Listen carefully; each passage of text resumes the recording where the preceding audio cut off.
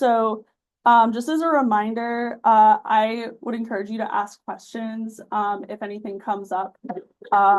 If you're confused about something, I'd much rather just like clear it up in the moment than have you like stuck on that one point for like 15 minutes and like miss the entire rest of what's happening. So please just like raise your hand. Or if I'm not seeing you, then just feel free to like speak up. Okay, so what we're gonna do today. So what is today?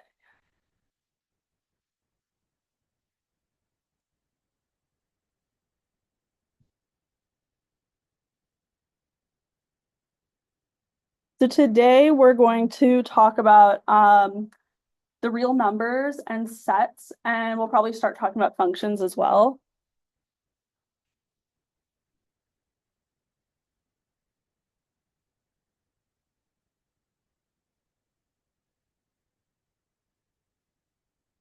And I know a lot of you are probably like familiar with the real numbers from your past math experiences and sets as well. But sort of the reason why we're going to do a deep dive on this is first of all, just kind of like as a warm-up slash prerequisite to everything else that we're gonna do. And we're gonna really hone in on like how to put math and our thought processes on like really solid foundation.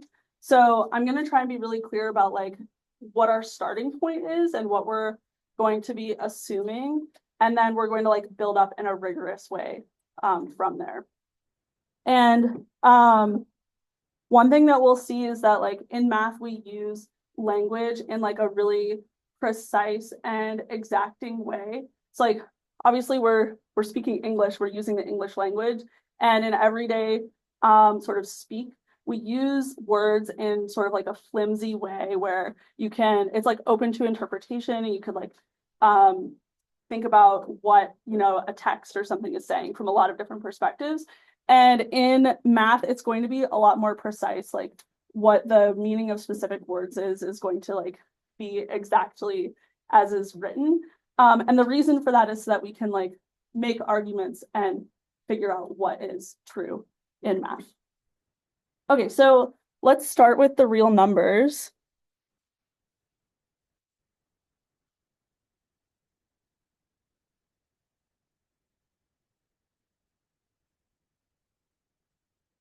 So the real numbers, like why are we going to take time to talk about these?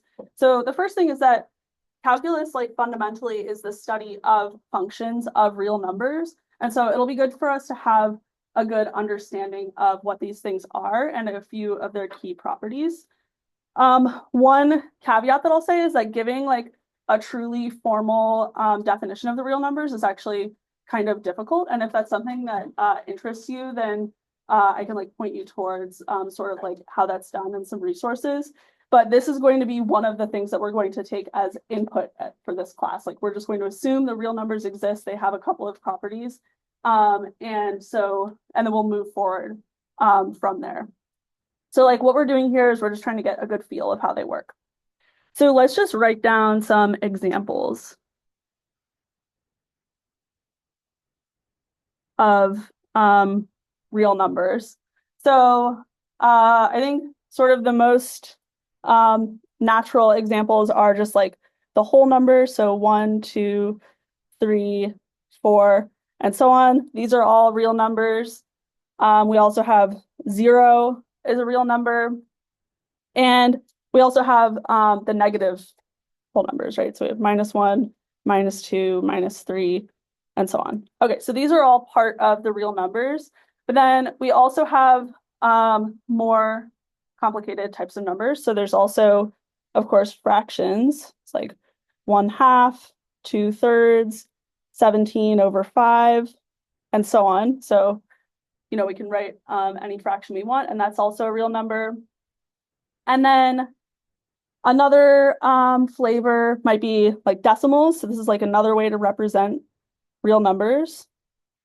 So 1.2, 0.337335, whatever.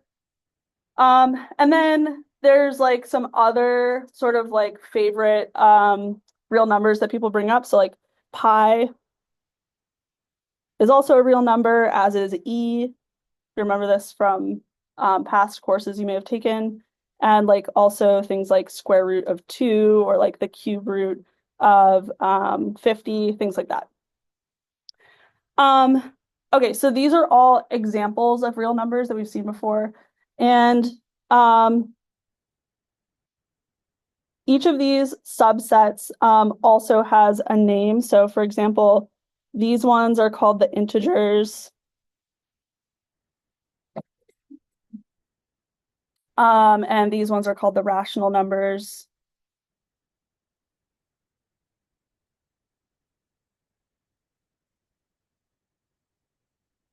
And then ones that can't be written as a fraction are called irrationals. So these would all be irrational numbers.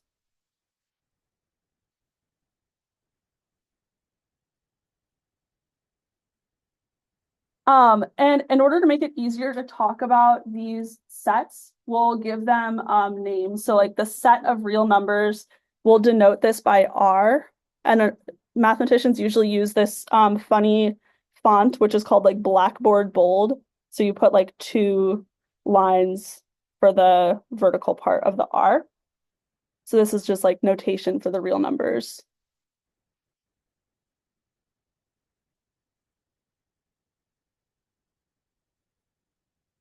And similarly, the integers also get a special symbol, and those are called Z with, again, the Blackboard bold. I didn't do a good job of writing it there. And the rational numbers are called Q. Okay, so those are just a couple of sets of numbers and how we might write them. Are there questions right now?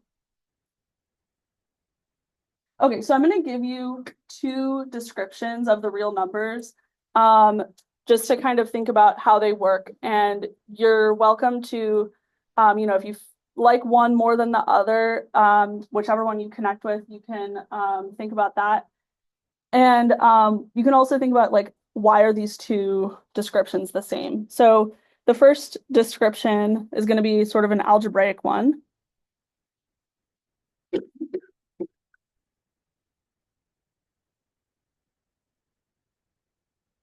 This is an algebraic description of the real numbers R.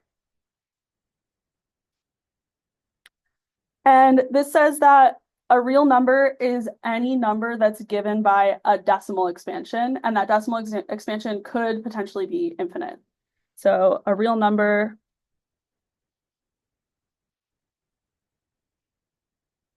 is any number which can be written as a decimal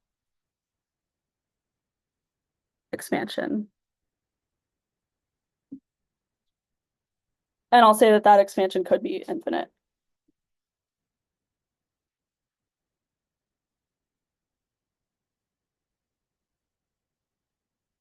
Okay, so maybe an example is above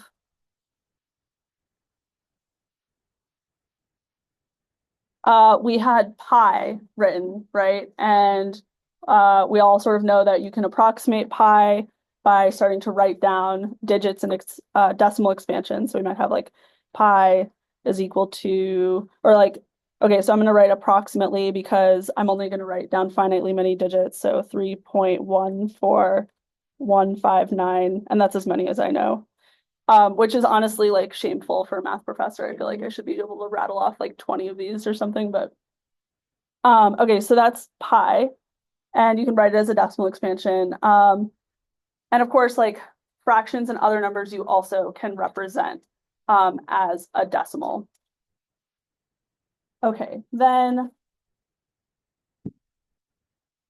are there questions about the algebraic description before I give a different description? Okay, so the geometric description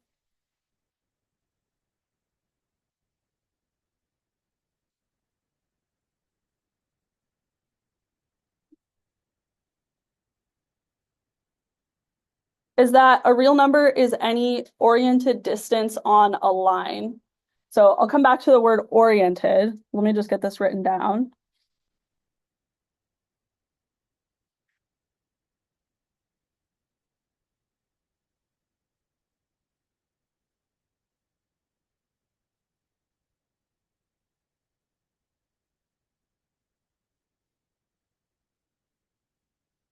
Okay, so it's any oriented distance along a line. So you could imagine drawing a line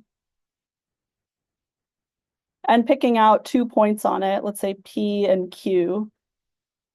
Then the distance from P to Q, not oriented, just the, the length of that line segment from P to Q is going to be some number, and the real numbers encapsulate all of the possibilities of what that length could be, given any 2 points P and Q on a line.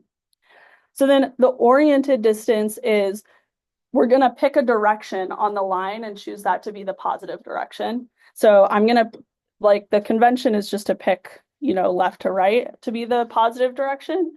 And then we'll say that the distance from P to Q is positive if we're going sort of in the correct direction on the line. So if I'm measuring from P to Q and that agrees with the orientation, that would get a positive real number. If I go the other direction, then that's going to get a negative real number. So if I go instead from Q to P, sort of reversing the overall orientation of the line, then that gets a negative real number. Does that make sense? Okay, so this is our geometric description of the real numbers. So the good thing about this is that we can, from this description, we can draw a picture of what the real numbers look like. So here's how you can picture it. So we can draw a line. And I'm going to arbitrarily pick a point on that line to call 0. So I'm going to pick my favorite point and just label that one 0. And then what I'm going to do is I'm going to label the other points on the line by their oriented distance to 0. So for example, say I pick out this point and it's distance 1 from 0. So then I would just label that point 1. And similarly, we would get 2, 3, and same thing in the negative direction. So we'd have -1, -2, -3, and so on. And, potentially we'll have more points on here as well. So this would be like 1/2, and we can get pi on here somewhere. Okay, so in this way we get sort of a drawing of what the real numbers look like. And this is called the real number line.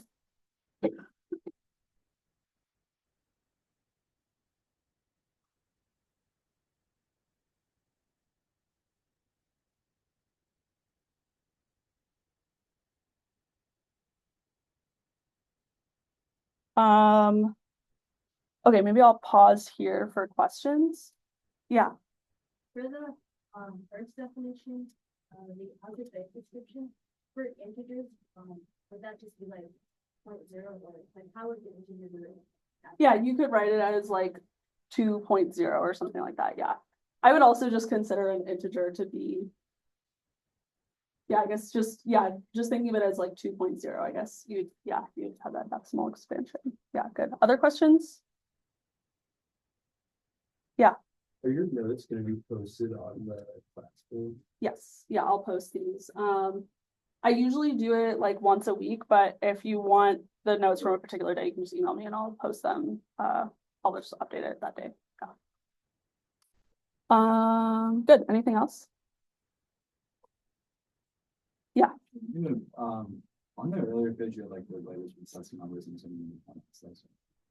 Yeah, you'll get familiar with them. Yeah. Yeah, and I'll try and remind you, definitely the first few times we use them, like what they are too. Yeah.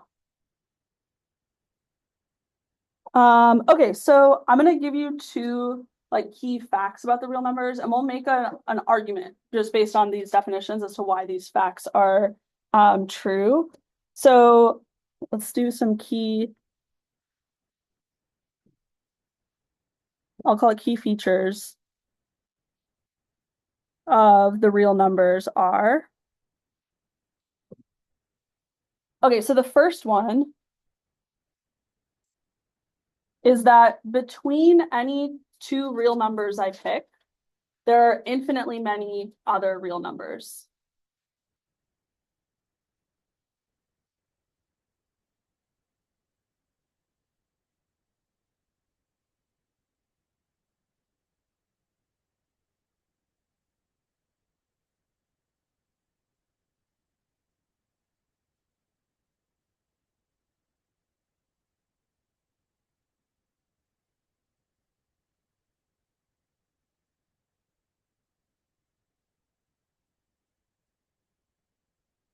Okay, so let's just make a little argument to convince ourselves why this might be true. So I'm going to do this in a couple of steps. So the first step is so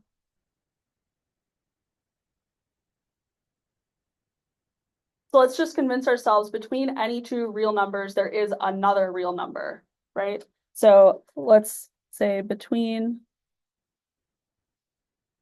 any two real numbers,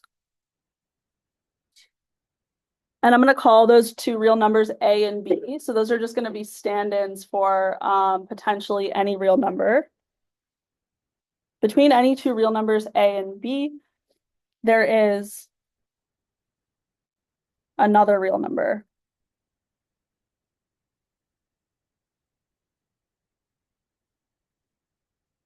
Okay, can anyone think of why this is true? Like can you give me a specific example of what real number is between A and B for sure? Yeah. Take the average of A and B. Yeah, great. So if we take the average of A and B, so if we do A plus B over 2, that will always sit in between A and B, right? So let's just for simplicity, let's assume that A is less than B. It could be the other way around, right? But we could just relabel them. So let's just assume A is less than B. And let me also say this, between any two distinct real numbers, right? Obviously, if I pick the same number twice, there's not another one in between there. Okay, so between any two distinct real numbers, there's another one. So the average of A and B is going to be bigger than A, but less than B. Okay, so then, are we good so far? Okay, so given this, how would I get infinitely many real numbers between A and B? Yeah, You can just expand the decimal. yes. You have like A plus B over 2, like 0.01, 0.001. I guess. So, okay, here's the thing that I don't find convincing is like, what if you start expanding and adding little bits and you move past B at some point? Like, what if A and B are like super, super close together and then you add just like 0.1 and then all of a sudden you're like past B? Does anyone have, so yeah, does that make sense? Yeah. Does anyone have another idea about how to get an infinite? Yeah. Getting the average between, so let's say A plus B over 2 equals C, so you can do A plus C over 2. Yeah, exactly. So yeah, we'll just repeat step 1 over and over again. And now instead of taking A and B, I'll do these two numbers, right? So I'll take A and the average of A and B, and I'll just repeat step 1 with those two numbers.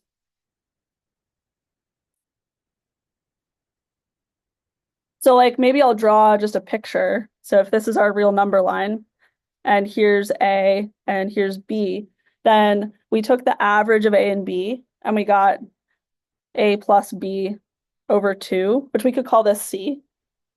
Sorry, that's like a vertical equals, which I feel like is confusing. So let's call this thing C. And then I'm going to take the average between A and C and get D.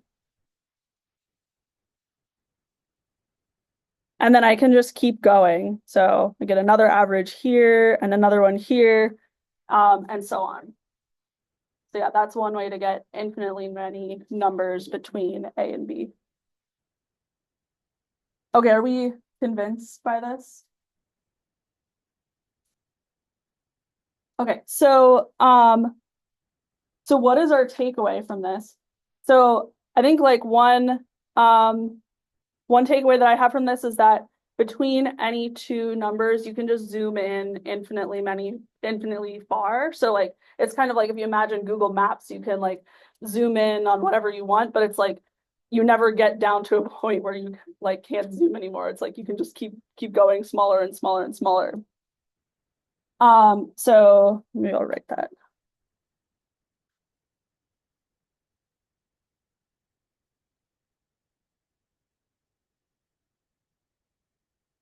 So we can zoom in as much as we want.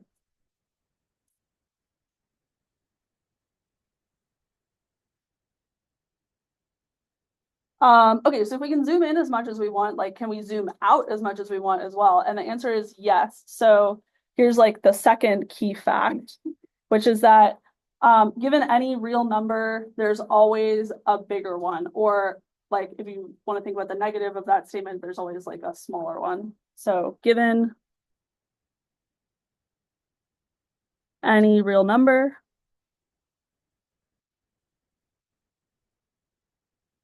there is always a larger one.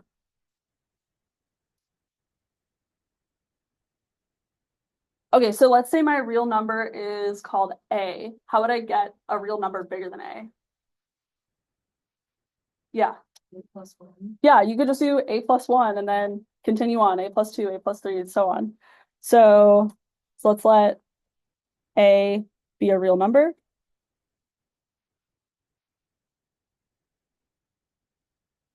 Then A+1 is bigger than A. This is like our Y. And I think there's a lot of ways that you could think about this as well. Like you could just take 2 times A, that's also going to be a real number. And so yeah, you can always find a larger real number. So the takeaway here is that you can zoom out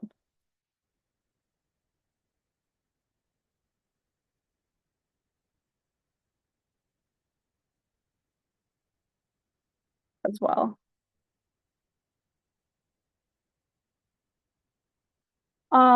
Okay, are there questions about the real numbers? This is sort of the end of what I had to say about them, and then we'll talk about sets.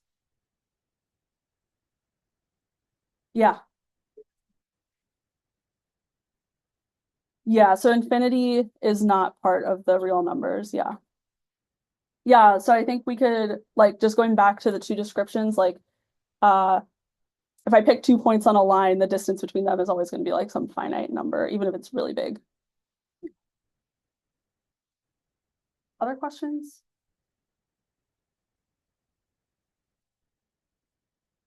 Okay, good. So let's talk about sets.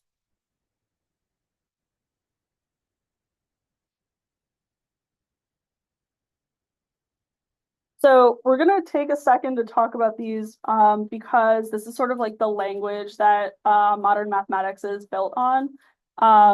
So basically all it's doing is a set is just any collection of objects. And so a lot of times it's nice to speak about the whole collection at once, right? Like we're talking about the real numbers as a set of things, right? So it's like some bundle of elements of things.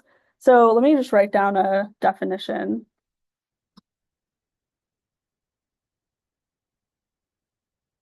So a set is any collection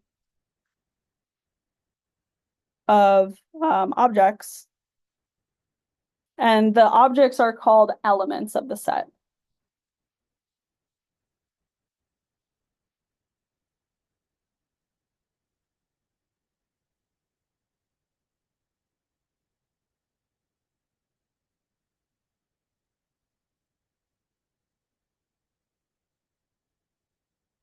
Okay, so again, this is going to be the type of thing that we're going to sort of take for granted that this is something that you're allowed to do, but there is an entire field of math called set theory where they sort of make this more rigorous, like why are we allowed to just like talk about sets?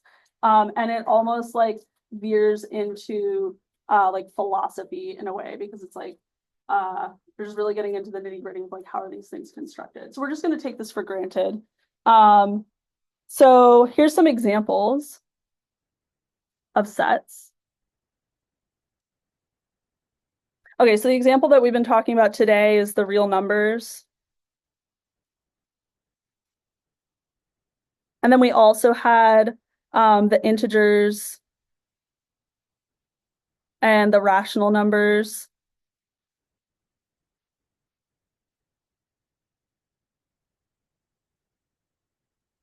But we can make sets. There's a few different ways to make sets. And one way is to just list the elements inside of curly braces. And they also don't have to be numbers either. So for example, like the set, okay, so the set containing Astro, Bean, and Charlie. That's a set that we can make. So that's my mom's dog, my dog, and my boyfriend's dog. So that's a set that we can think about. So this is like one way to communicate a set is to just list elements inside curly braces. And I'll give more ways as well to describe what a set is, because it's not always going to be that you have like 3 things that you want to list out. Obviously the real numbers have infinitely many things in them, and so it's not going to be convenient to always describe sets in this way. 2 important sets are the empty set. So this would just be the set containing nothing. And this is often denoted like that. It's like a circle with a line through it. So this is called the empty set.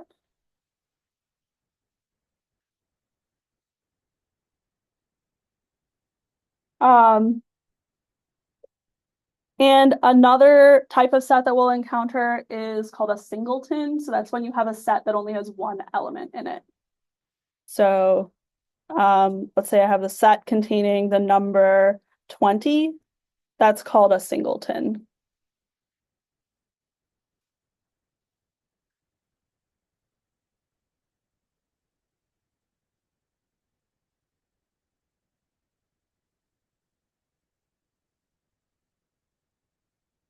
And then one other kind of piece of notation that we'll use frequently is just a way to refer to when something is an element of a set. So we might write something like 7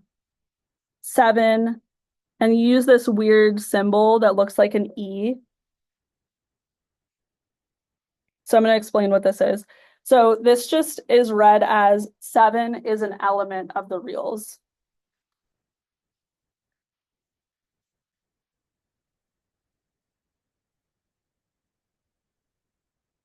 So you just use that symbol to say when something is contained in a set. And similarly, you can, there's a way to say that something is not an element. So I could say like pi is not an element, and you just write the same symbol but put a slash through it. Say pi is not an element of the rationals. This is read as pi is not an element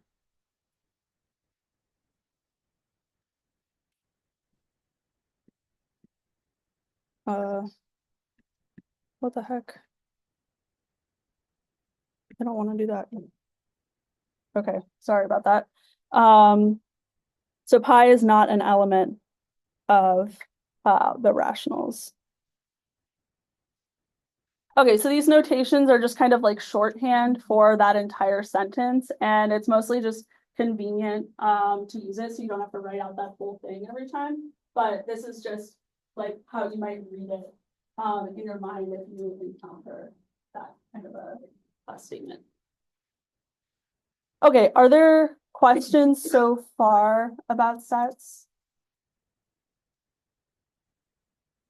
Okay, so it's also useful to be able to talk about when one entire set is contained within another one. So I'll give you a definition for that. So a subset of a set X. So if, let's say X is just some set, then a subset is another set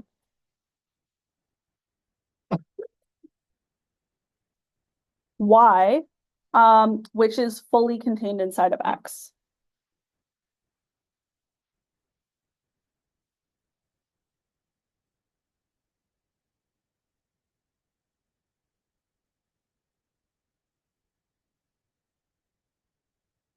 So if I wanted to make a more precise statement, here's what I would say. This is maybe like another way of thinking about it. So more precisely, you might say that Y is a subset of X if every element of Y is also an element of X. So Y is a subset of X if every element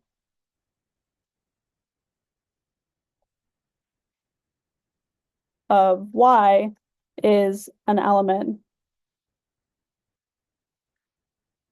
of X.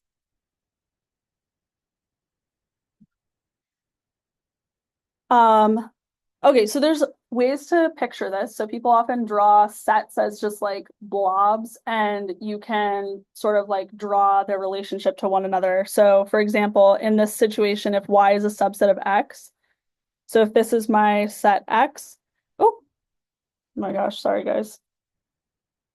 So if this is my set X, then Y would be, if Y is a subset, it's going to be some blob fully contained inside of X.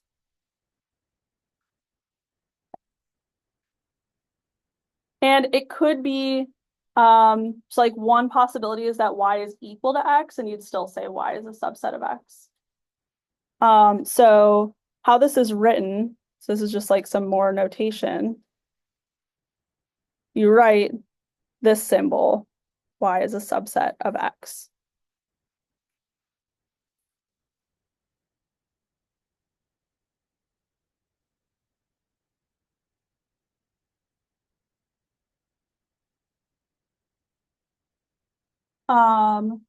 Okay, are there questions about that? Yeah.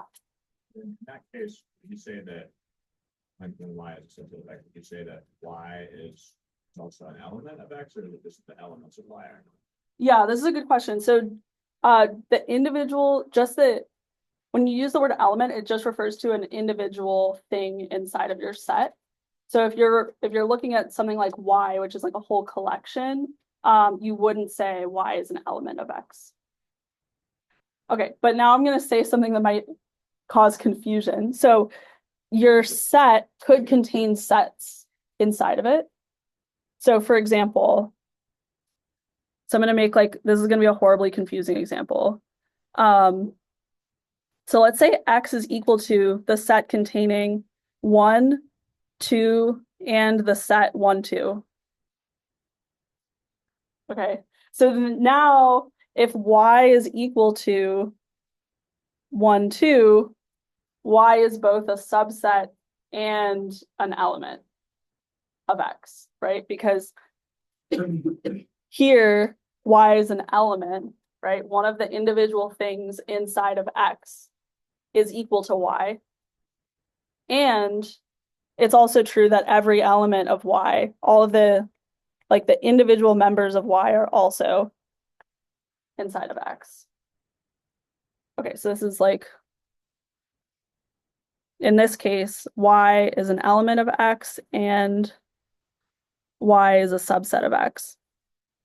But maybe I'll make another, second example. If X is equal to 1, 3 and 1, 2, and Y is the same, now I just have that Y is an element of X and not Y is a subset of X.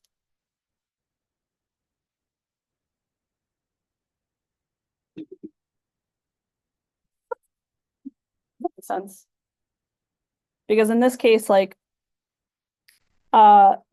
here's why it's sitting as an individual member of X, but the individual elements of X, well, we do have one, so they do overlap a little bit, but 2 is not an element of X, and so Y is not a subset of X.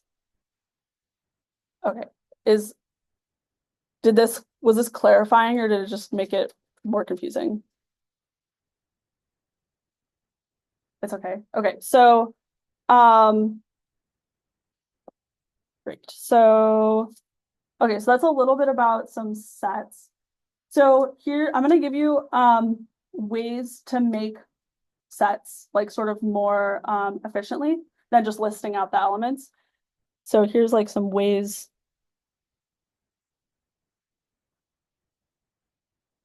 to make sets.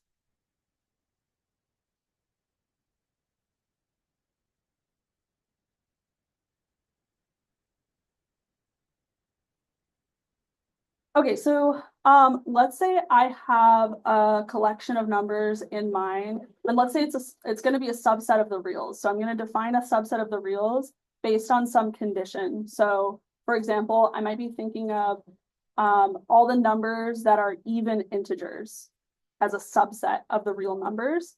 So how do I specify that set? And this is how you would do that. So I'm going to make 2 curly braces and then a line in the middle. And on the left half, you write, where do your elements come from? So we're defining like a subset of some ambient larger set. So in my case, I'm going to take the elements X from the reals. So this is like, so this left half is like, where do they come from?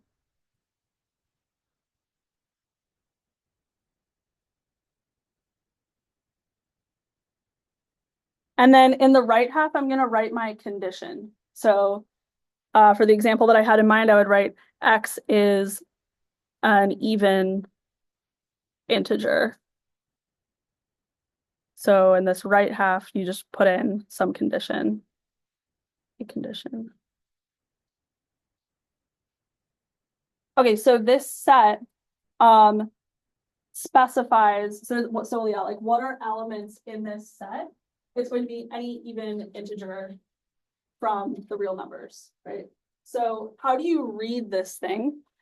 As like, so if I wanted to say this, what I've just written out loud, so you would say this as the set of, so this first curly brace. So this is the set of X in the reals.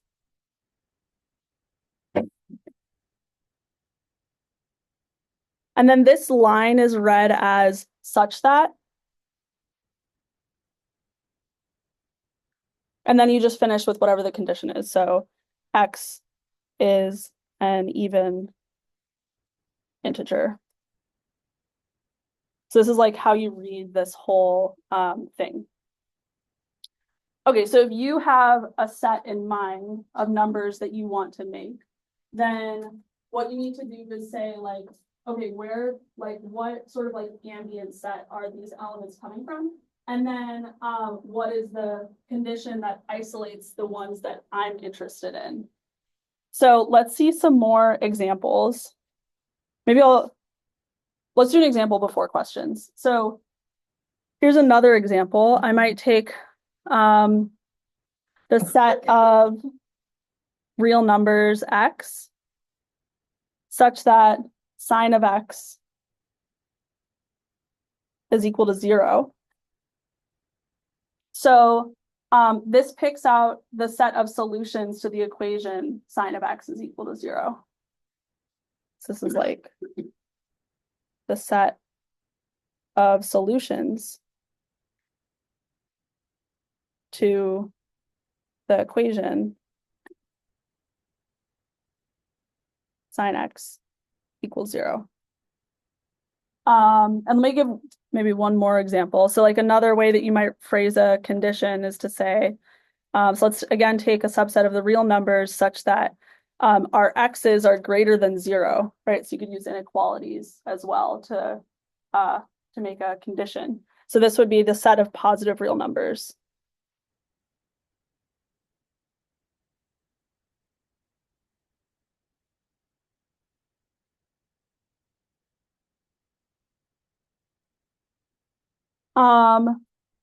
Okay, are there questions? Is this making sense?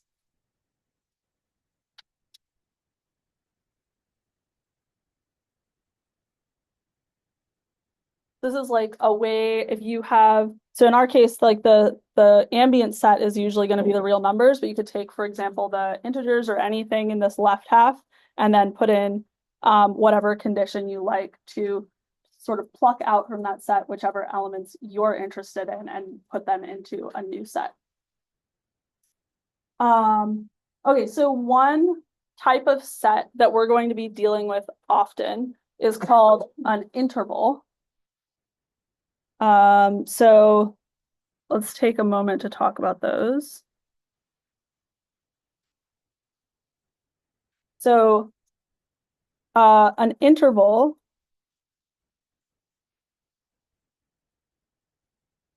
is a set of the following form.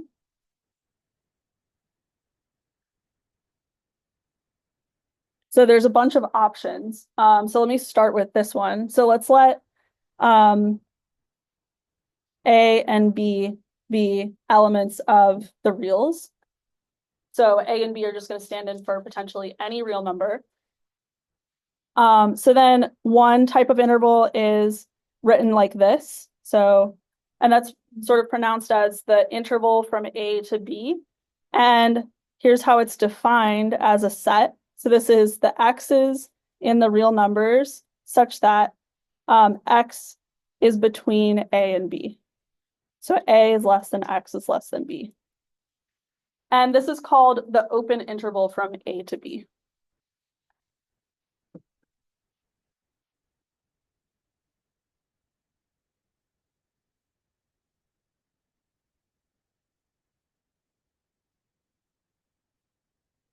Okay, and then another, so in particular, like one feature of this open interval is that A and B are not elements of this interval, right? Because A is not strictly less than A. Maybe I'll write that separately. So A is not an element of this interval, and B is not an element. Does that make sense? Okay, so more options for how intervals could look. So if we want to include A and B, then you write that with a square bracket. So as a set, how is this defined? I'm just going to copy what I already wrote. So I'll write A is less than or equal to X, which is less than or equal to B. So this is the key difference here is that now we have less than or equal instead of strict inequalities. And this is the closed interval.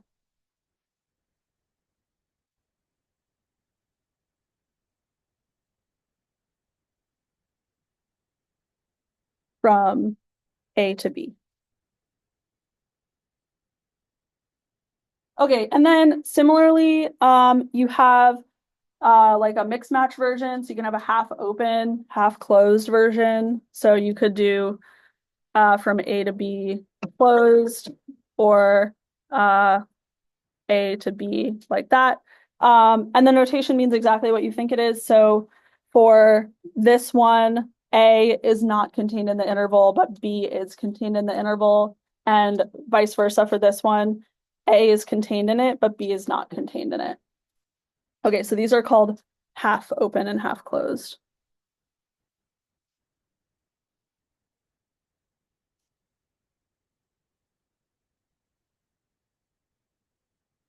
And then the last type of interval is infinite intervals, and there's a bunch of flavors of those. So here's the infinite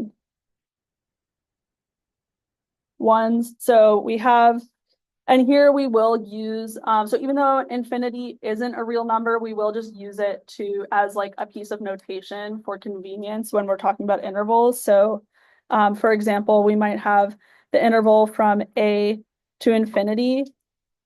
Let me write that more clearly. So that just means, every number greater than a is contained in this, interval. And we could also have the closed version. We could have the negative infinity to a, negative infinity to closed a, or we also have negative infinity to infinity. Okay, so these are all of the options for what intervals can look like. And I'll make a comment that so let's note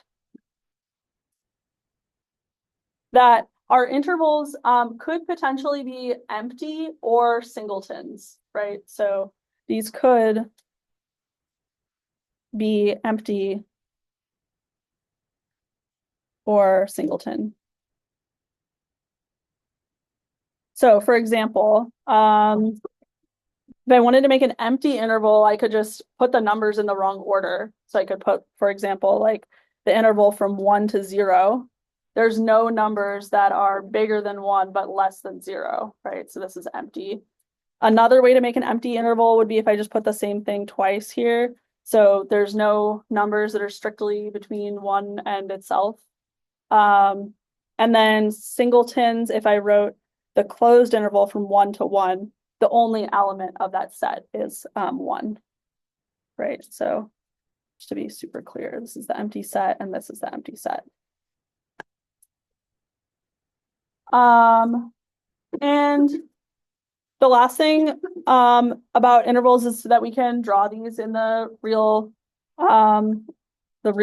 line. So we can draw like this. So let's say I have my real number line. And like here, let's say here's 0 and here's 1. If I wanted to draw the interval, so let's say I wanted to draw, let's say the interval from 0 to 1. Typically people would put like a little circle to indicate that 0 is not in the set, and then like a solid line going all the way up to 1, and then another circle like that. And if you want to include 0 and 1, then you would just fill in those circles. Okay, so we will stop there for today. And on Friday, if it is not a snow day, then we will continue a little bit talking about sets, and then we'll start with functions.